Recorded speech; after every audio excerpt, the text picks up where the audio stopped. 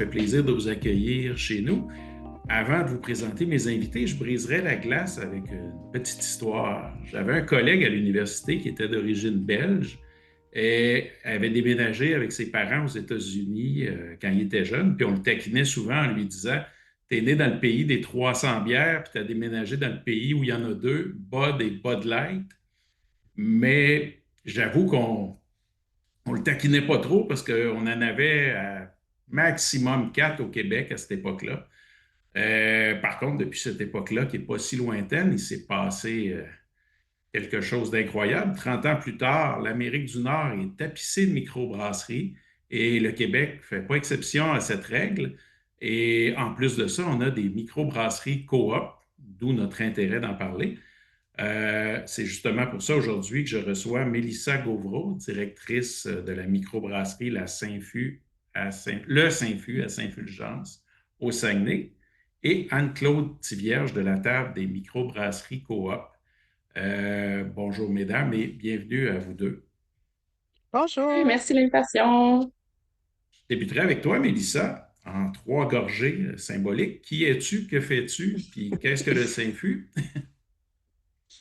OK, je pensais que c'était trois mots précis. Là. J'avais Ça mis peut, vas-y dynamique, avec ta bio. engagée et émotive. Je pense que c'était trois mots qui me décrivaient bien.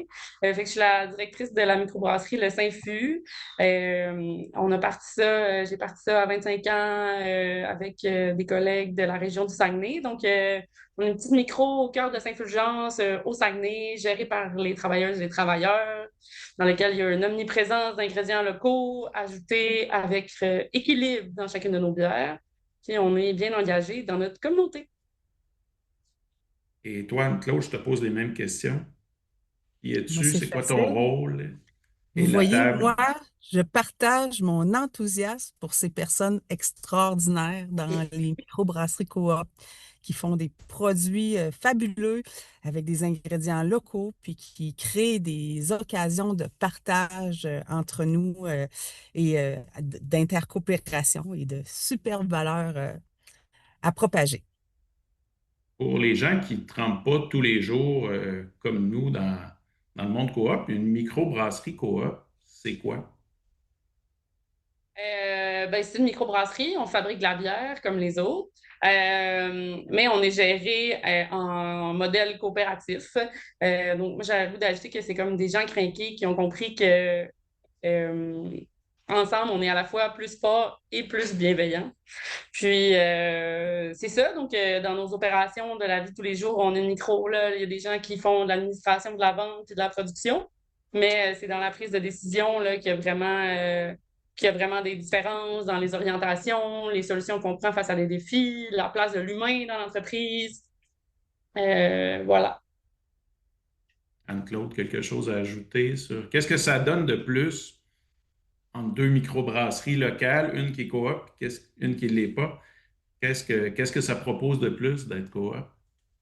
Ben moi, en fait, ce que je voudrais ajouter, c'est mon rôle dans cette industrie, c'est de profiter de l'intercoopération qui fait partie des valeurs des coopératives. Ça a donné place à la mutualisation de services, c'est-à-dire que une personne, plutôt que de travailler pour une seule microbrasserie coop, là, moi, j'offre des services à plusieurs microbrasseries coop. Donc, il y a un gain en temps, il y a un gain en expertise, et puis le portefeuille que j'ai à offrir a une plus-value pour d'abord les détaillants à qui je me suis adressée en premier pour faire connaître que ces microbrasseries-là, en plus d'être extraordinaires et de faire des bières délicieuses, avait un mode de gestion et de retour à la communauté qui était vraiment extraordinaire, puis qui fait partie des valeurs des amateurs de produits locaux. Et puis, mon autre volet, c'est de faire de connaître ces produits-là au réseau de la coopération, parce que soyons cohérents dans nos valeurs, intercoopérons. Et puis enfin, mais c'est de mettre en commun ces gens-là, ces coops, et d'intercoopérer, parce que des fois, dans la rapidité du quotidien, l'essoufflement, les tâches qui s'enlignent en arrière de l'autre, ben on oublie que si on consulte si on partage, ben on peut aller plus loin ensemble. Comment on fait Je pour dirais même les... que Ah, vas-y, vas-y. J'ajouterais même là, que, tu sais, dans notre modèle, là, je ne sais pas si on parle à des gens qui ont déjà des coops ou qui sont à l'aise avec le modèle coop, mais tu sais, notre Ah, tout le monde. modèle favorise déjà la collaboration. Puis là, comme on étend ça un peu plus grand, puis je pense que c'est facile pour nous de le faire d'emblée. Tu sais, on a l'habitude de prendre des décisions démocratiques, on a l'habitude de consulter les membres pour faire des choix. Puis là, ben dans le fond, on continue ce principe-là de collaboration, mais on l'étend avec les autres microbrasseries qui sont autour de nous. Et combien vous êtes présent dans combien de régions? Ben, je pose ma question autrement. Des microbrasseries coop, il y en a-tu partout au Québec? Y a-tu des régions où il y en a plus que d'autres? Oui. Oui, Elissa, tu peux nous en parler? Ben, au Saguenay, on est trois sur 15, 3 sur 14. Je pourrais pas, je me souviens plus. Puis dans le groupe, on est 9, 10. Anne-Claude, on est combien dans le groupe? 9-10. 9, 10. Bon, ben, on est 9, Il 10. y a un membre qui n'a pas encore payé sa cotisation. Non, mais ce qui est formidable, c'est qu'on veut vraiment que la table des microbrasseries soit la table des microbrasseries coop.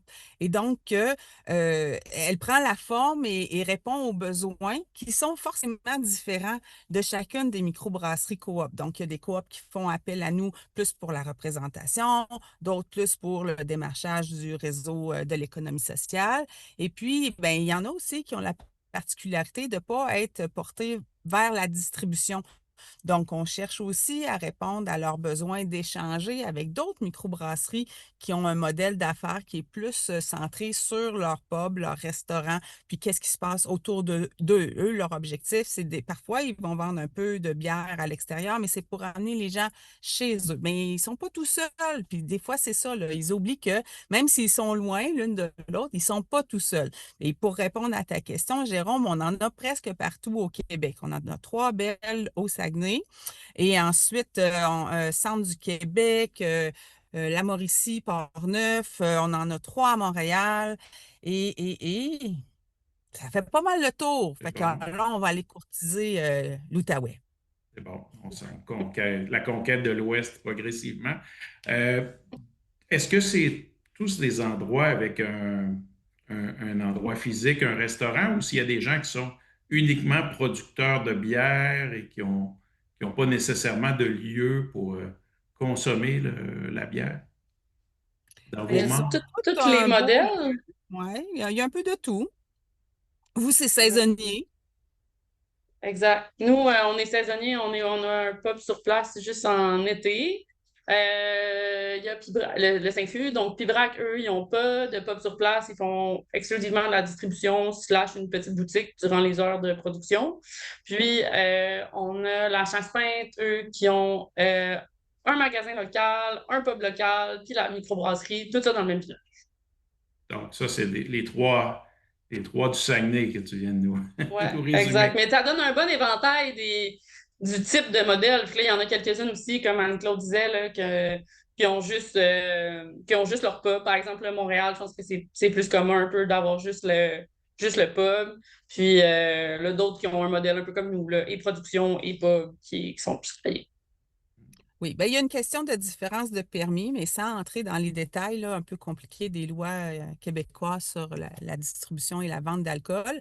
Il y a la Angus, les Sans-Tavernes à Montréal et la belle microbrasserie l'Ardoise à Richemont, qui, eux, leur modèle d'affaires, c'est vraiment de...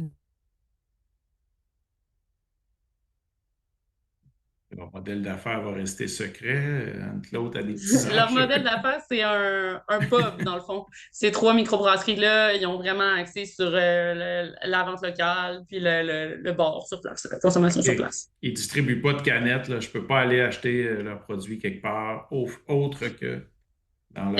Ils ont le droit, en tout cas, on ne va pas rentrer justement dans Oui, les oui. détails techniques parce que c'est compliqué, mais ils ont le droit de vendre dans certains détaillants là, autour de chez eux, tant que c'est eux-mêmes qui font la distribution. Ah, c'est bien. On fera un autre podcast sur les règles et le labyrinthe de tout ça. C'est quoi les défis que les microbrasseries coop membres chez vous vivent actuellement? Défis, opportunités, là, ça va pas être nécessairement des choses négatives, mais qu'est-ce qui Ah, est ben, là? dans les défis, en tout cas, je pense que c'est comme bien d'autres PME, là, la concurrence, l'instabilité économique, l'inflation, les tendances éphémères qui changent beaucoup aussi, là, ça influence aussi, là, parce que la mode va beaucoup plus vite que la production de bière. Euh, L'immobilité politique, là, je pensais au timbre, là, ça fait quoi? Il faudrait demander à l'Association des microbrasseries, mais je pense on a lutté pour faire changer la réglementation sur les timbres CSP dans les bars. Là, ça fait 10-12 ans, puis ça vient d'être accepté, puis ça va être implanté en septembre. Puis j'ajouterais aussi peut-être des fois le manque de reconnaissance des entreprises d'économie sociale. C'est pas clair, on est quel modèle, on n'est pas un OBNL, on n'est pas une entreprise privée. Tout ça, l'espèce de situation économique, là, c'est le modèle économique qui est entre deux pôles, l'OBNL puis l'entreprise privée. Puis, ça ajoute à la complexité des fois des permis, puis rend les choses administratives des fois très compliquées. Tu as quelque chose à ajouter, Anne-Claude? Oups. Donc, je vais, je vais compenser pour ça. Euh, il y a beaucoup d'enjeux dans ce que tu as nommé. Restons sur le côté économique. Il y a énormément de produits. Puis quand je prends microbrasserie totale, des bières artisanales, pas seulement coop, et on constate qu'il y a de l'inflation, les gens ont une baisse de leur pouvoir d'achat. Comment cette situation-là impacte les microbrasseries actuellement? Ben, je pense que ça a un impact important là, sur les coûts de production, le coût de distribution, entre autres. Puis c'est un peu ce à quoi la table des réseaux de coop, la table des micro-coop essaie de pallier, dans le fond, là, de s'unir ensemble pour avoir une meilleure représentation. Puis on cherche toujours là, qu'est-ce qui distingue une microbrasserie d'une autre en dehors de l'étiquette. Mais je pense que c'est le travail d'Anne-Claude, justement, de mettre de l'avant les valeurs de coopération, les valeurs d'engagement, les valeurs de développement durable qui sont vraiment présentes dans les microbrasseries coop, puis de faire la promotion de ça, de la promotion aussi de la gestion démocratique, tu sais, puis du partage aussi, partage du pouvoir, partage des profits, partage de la charge aussi de l'entreprise. Euh, voilà, fait que dans le fond, la table vient répondre à ce besoin-là de nous mettre en valeur, puis de faire la distinction chez les détaillants ou même dans les entreprises, dans les autres entreprises d'économie sociale pour qu'ils puissent penser à nos bières quand vient le temps soit d'acheter, d'organiser des prix, principalement là, pour les autres entreprises d'économie sociale. Puis De encore là, il y a des célébrer, de défis. remercier des invités. Exact. Puis il y a des défis aussi dans l'organisation. Tu sais, quand on veut organiser un événement, mettons, puis là, faire de la place aux entreprises d'économie sociale, mais par exemple, en alimentation, il y a un peu moins de restrictions. Tu sais, on peut acheter d'une entreprise d'économie sociale, puis c'est relativement simple. Et quand on veut acheter de l'alcool d'une entreprise d'économie sociale, ben, il y a toujours des petits bâtons légaux, puis des contrats de bière, des choses comme ça. Puis là, ben, la table aussi, là, au fond, on a une personne ressource. Puis là, le but, c'est d'aider les organisateurs à pallier à ces petits défis-là administratifs pour qu'ils puissent avoir nos produits dans leurs événements.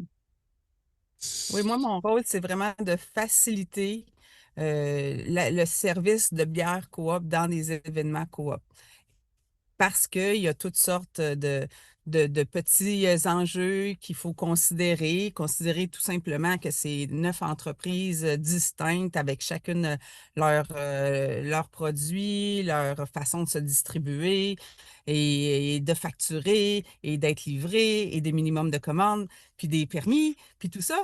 Puis là, oubliez tout ce que je viens de dire, là. Faites juste appeler la table des microbrasseries coop, puis on va vous organiser ça. Ça va être cool.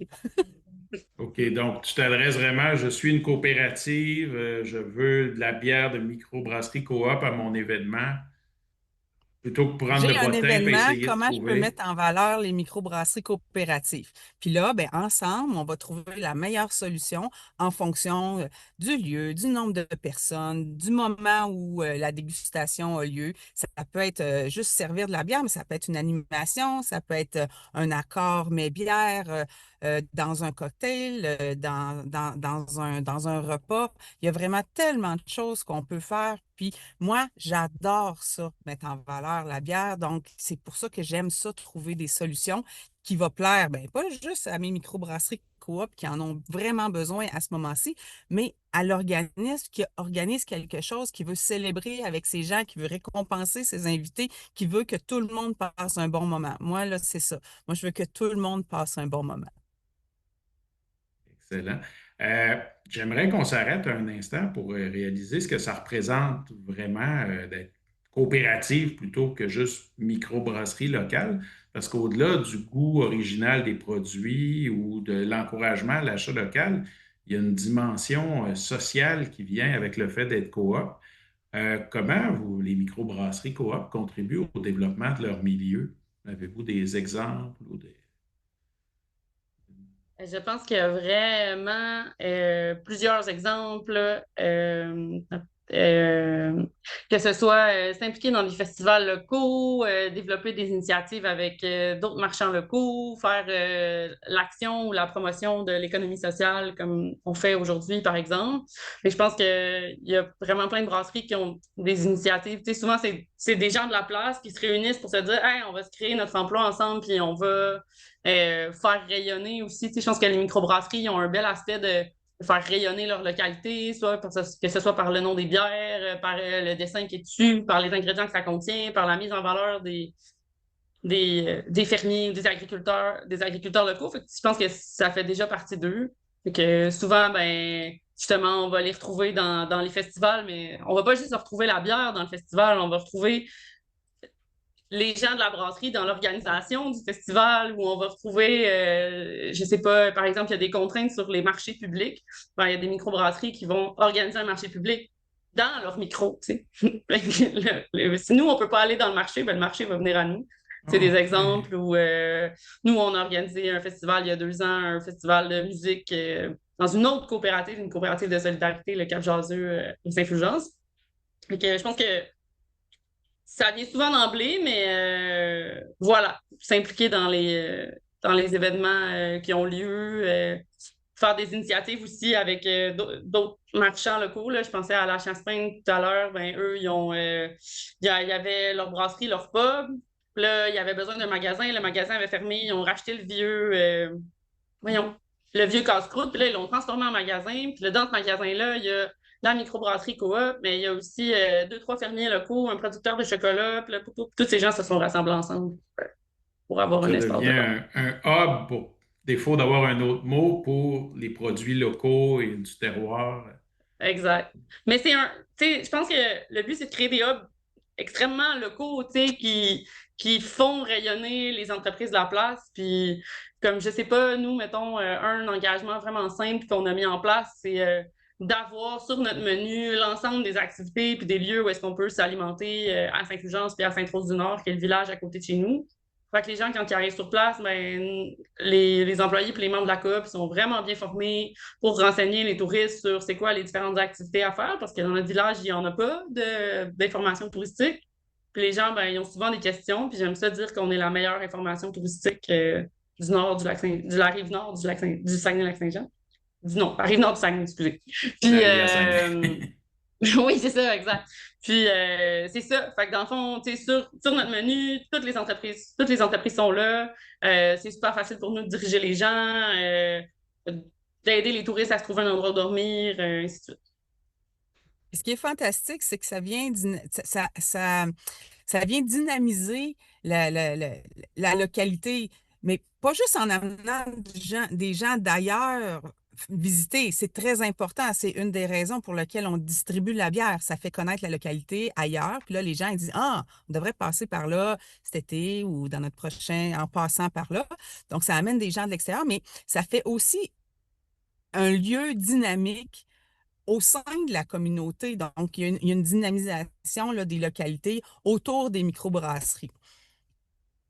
Oui, oui, dans des endroits où peut-être il y a eu une dévitalisation et qu'il y a moins de lieux de sociabilité ou de bars qu'il pouvait y en avoir Des auparavant. lieux de rencontre, des lieux d'échange, des lieux de célébration. Fait que, oui, c'est les microbrasseries ont un rôle très important à jouer. Puis dans le cas d'une microbrasserie coop, mais ça se fait naturellement, vraiment, tu sais, de contribuer, de redonner, de faire ensemble.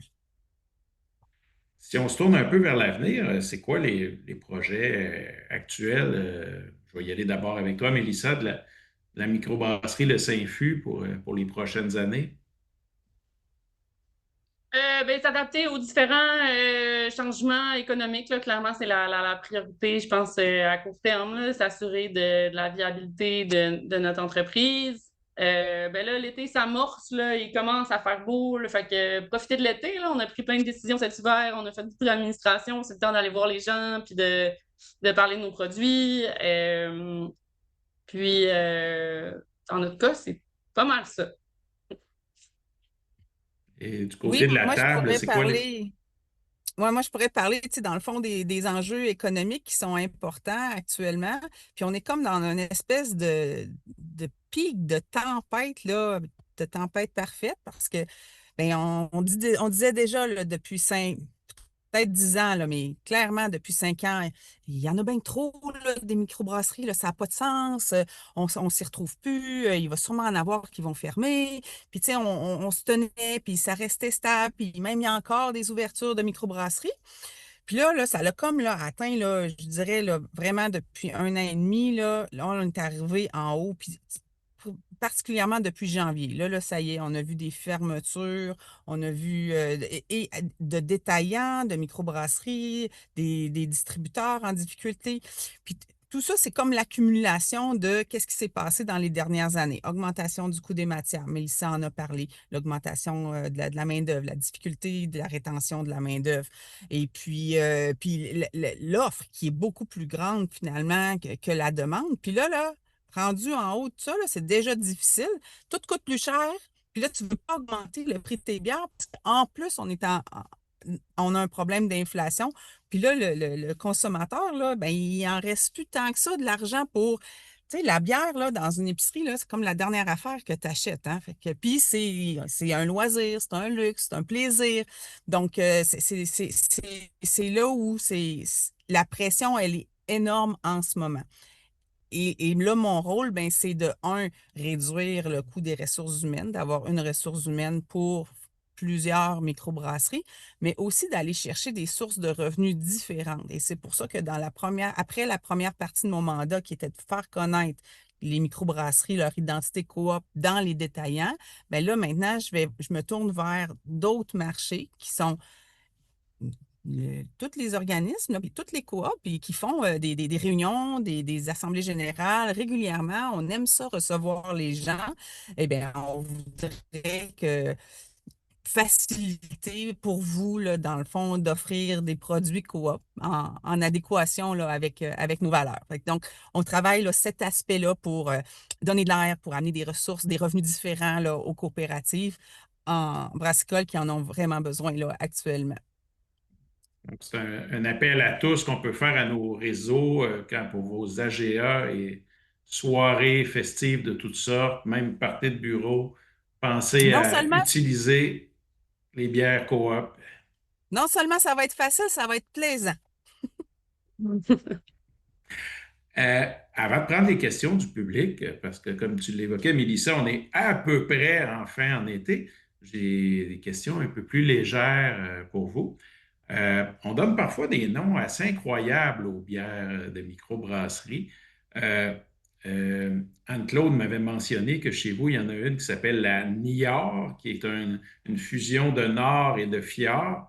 Il existe, par exemple, la Ruine Papille, la Grisette du Midi, la Tranquillito, pour n'en nommer que quelques-unes. Je me demandais comment ça se passe, la recherche de noms. J'ai un peu une image folklorique. On est dans une salle enfumée avec beaucoup de bière, puis on lance des noms, puis tout à coup, il y en a un qui colle. La réalité est-elle aussi... Ben, une salle enfumée, je sais pas, une salle remplie de cuves avec, avec 3, 4 personnes debout qui font bon, comment on va l'appeler celle-là? Ça ressemble pas mal à ça. Tu sais, il y a beaucoup de bières qui sont éphémères, mais tu peux pas prendre le nom d'une bière qui existe déjà. Donc, l'étape suivante, c'est souvent d'aller voir, là, moi j'aime bien utiliser Untap, là, mais utiliser un quelconque site de référence des nombreuses bières qui existent, puis d'aller voir si ça existe déjà. Mais moi, il y a des. Ben, la Niort, en fait, là, c'est ça, c'est un dieu nordique là, qui représente la mer. Euh, Fait que c'était pour faire un hommage au fjord, dans le fond, là, qu'on avait appelé cette bière-là comme ça. Mais j'aime bien le nom de nos bières aux fruits. Ça s'appelle l'Alternative, l'Audace, l'Idoine, la Clé en main. Et ce sont les expressions préférées de notre directeur de production.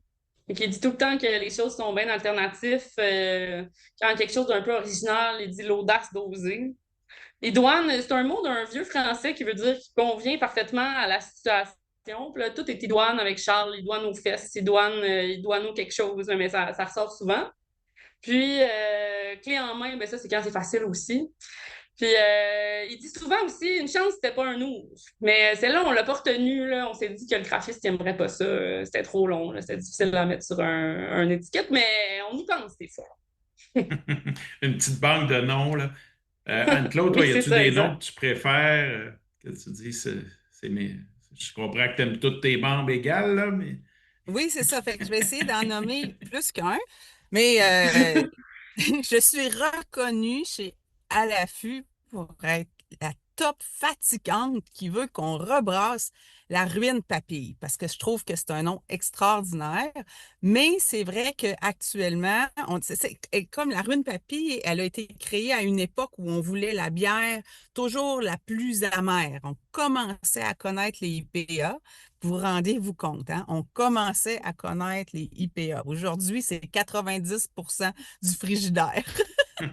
Et donc, il y avait à l'affût qui avait créé la Ruine Papille, qui était une bière très houblonnée résineuse, avec une amertume là, qui collait sur la bouche, dans la bouche.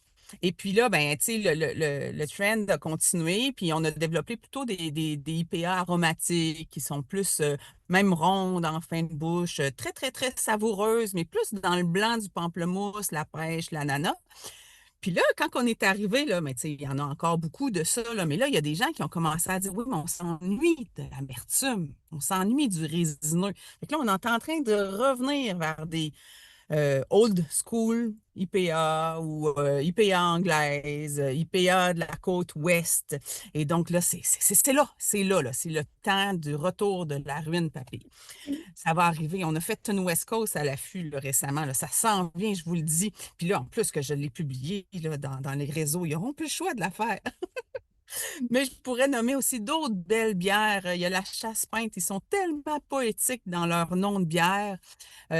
Tout récemment, ils ont fait la Pause Tendresse. Puis il y a même une petite bière qui s'appelle euh, Plus d'animaux, moins d'humains, parce qu'ils sont tellement ancrés dans leur boréalité. On peut-tu dire ça, Mélissa?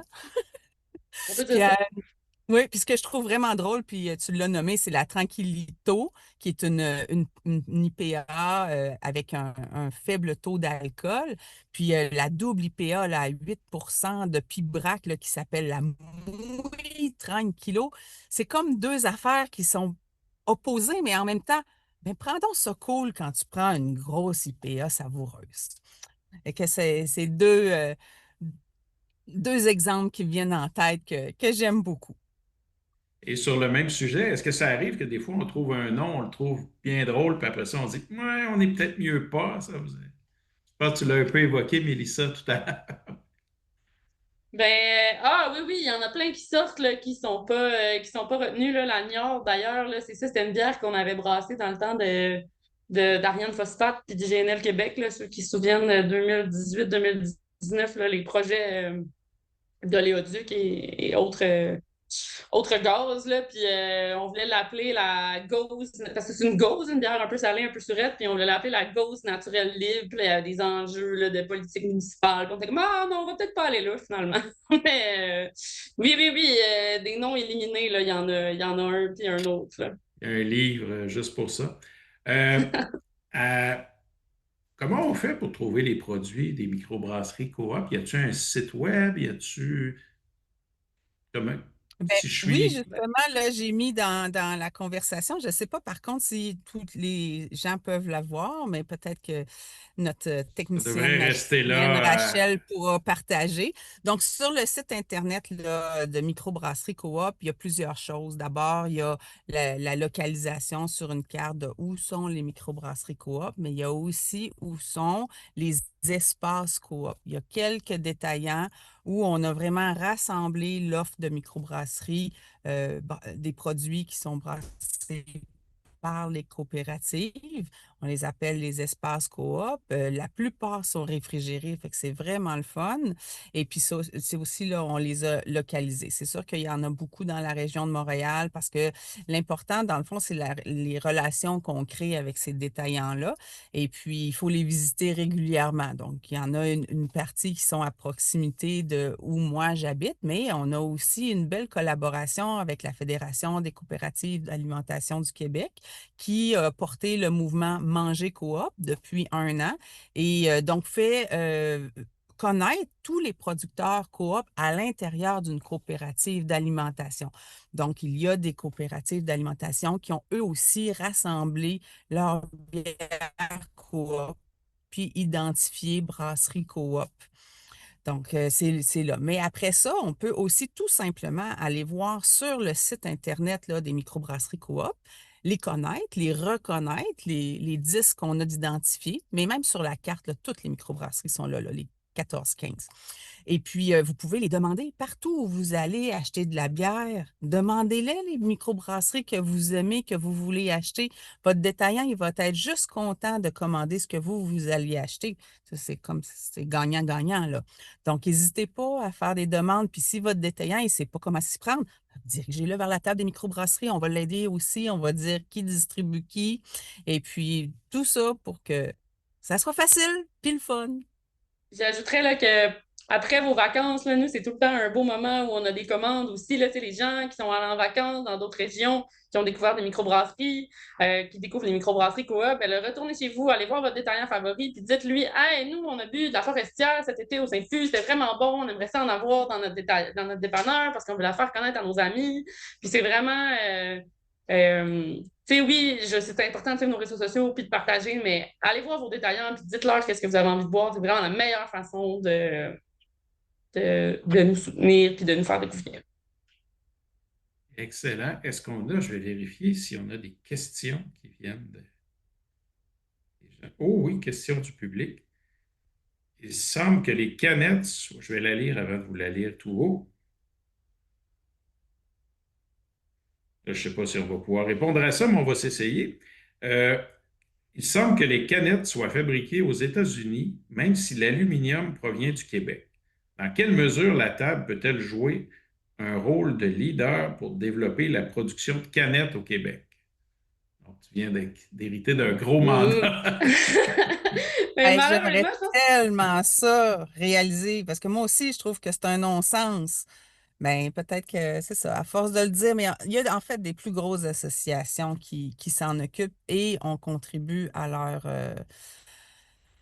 leur démarche politique, là. L'Association des microbrasseries du Québec est très présente là, pour faire valoir et faciliter la production de bière. Puis oui, ça passe beaucoup par la canette actuellement.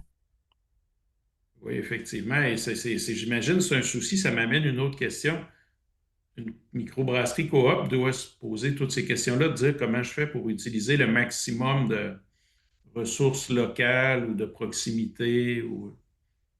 Donc, la canette étant le contenant final que tout le monde utilise, mais ben, c'est une grande question, hein, on va se le dire. Les bouteilles restaient plus écologiques que les canettes, mais ça l'est encore. Là, s'il y avait encore toutes les infrastructures si nous, on n'est plus en bouteille, là, je pense que ça a bougé les infrastructures de lavage de bouteilles. Si on avait de l'aluminium, que selon les informations fournies par la MVQ il y a quelques années, si on avait de la production de canettes d'aluminium au Québec, ça s'équivaudrait là, en termes d'impact écologique là, entre la canette et la bouteille. Malheureusement, c'est définitivement le contenant le plus apprécié, non seulement des consommateurs, mais aussi des détaillants. Puis on a besoin de passer par eux pour vendre nos produits. Donc, la majorité des produits sont en canette. Oui, ça serait super d'avoir une entreprise locale canadienne. Je pense qu'il y a des enjeux économiques mondiaux là, dans la production de canettes, des choses qui dépassent probablement la simple organisation locale là, de microbrasserie coop. Mais c'est des enjeux auxquels on réfléchit.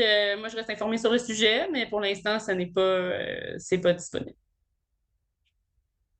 J'ai une autre question, merci. Si on veut collaborer avec la table, est-ce que c'est seulement pour des événements ou si ça peut être moins ponctuel et plus stable comme représentation? Puis là, c'est marqué en parenthèse, question d'un café coop. Donc, est-ce que vous cherchez des Oui! partenaires à plus long terme?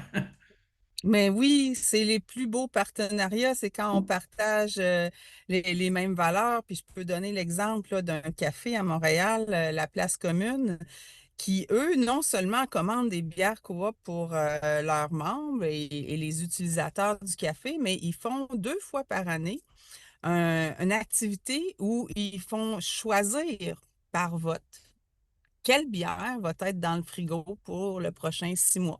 Et donc, ça va avoir lieu prochainement, là, le vendredi, le 5 juin. Ils vont servir 2 blanches, 2 bières blanches, 2 bières rousses, puis 2 IPA, puis 2 bières aux fruits. Ouais, c'est ça. Et puis là, ils vont choisir laquelle blanche ils préfèrent. Puis pendant jusqu'à l'automne, ben, ça va être ces bières-là qui vont être commandées par le café. Mais sans aller jusque-là, on peut, oui, euh, travailler avec le café, dans le fond, dépendamment de là où il est, quand il est livré, et puis pour que tout ça soit harmonieux et possible et agréable. Fait que communiquer avec moi, j'ai super hâte. Parfait, tu pourras même mettre tes coordonnées dans la. Quoi qu'avec le site web, ça va être possible. Euh, je ne vois pas d'autres questions rentrer. Euh, on n'oublie pas, avant de partir en vacances, d'aller voir le site de la table des microbrasseries et de mettre toutes les microbrasseries qui sont sur notre route, sur une pause sur notre itinéraire. Puis, ben, je vous souhaite un très bel été rentable et avec beaucoup de plaisir. Donc, merci beaucoup, Mélissa, Claude, pour cette Merci pour rencontre. l'invitation. Ah, puis faut que je parle absolument d'une bière qu'il faut particulièrement rechercher là, ces jours-ci pour souligner l'année internationale des coopératives 2025. Et c'est une bière qui a été initiée par le CQCM et qui ont demandé, là, dans le fond, ils ont appelé la table des microbrasseries, le bon réflexe. Anne-Claude, on aimerait ça avoir une bière coop pour souligner l'année internationale des coopératives. Et Anne-Claude et la table ont répondu, ben on va faire mieux que ça. On va faire une bière intercoop pour l'année internationale des coopératives. Ça s'appelle donc la bière Effet Coop. Et puis, vous allez pouvoir la trouver là, dans le mois de juin. Là. Elle vient de sortir, on est en train de confirmer les commandes. Vous allez bien sûr la trouver dans les détaillants. Et puis, les organismes qui voudraient en commander directement de la Barberie, c'est la Barberie qui nous a accueillis pour cette bière collaborative. Ben, communiquez avec moi. Excellent. Donc, on consomme la bière de l'année internationale des coopératives en toute occasion. Ben oui, puis c'est une petite blonde, là, super accessible. Et c'est pour ça que j'ai pas mentionné de bière blonde, là, à la place commune. Ils vont pas la faire voter, celle-là. C'est sûr que la bière blonde de l'été, c'est l'effet coop. Excellent. Ben, écoutez, mesdames, merci beaucoup. À une prochaine fois. Merci à vous. Bonne Au journée. revoir.